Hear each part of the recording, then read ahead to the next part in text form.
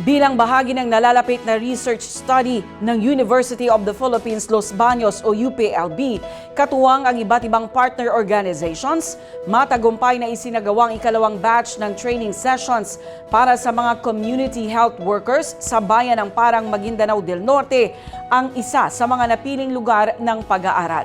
Ang kwentong kaunlaran sa kalusugan mula kay Liz Miro.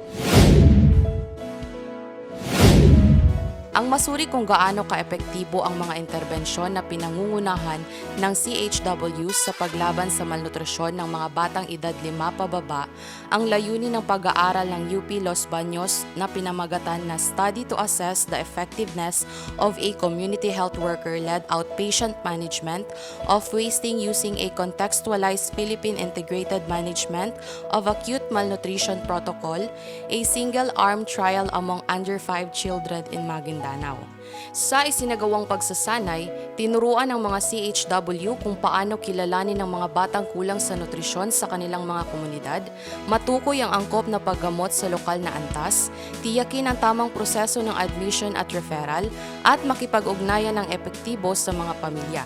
Nagpapasalamat ang Municipal Nutrition Action Office ng LGU Parang sa hakbang tungo sa pagpapalakas ng komunidad.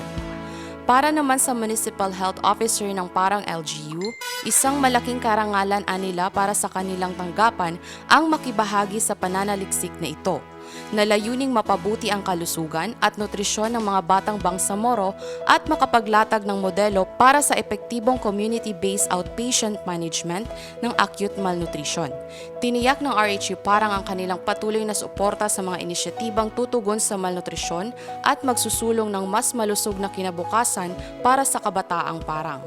Liz Miro, iMinds, Philippines.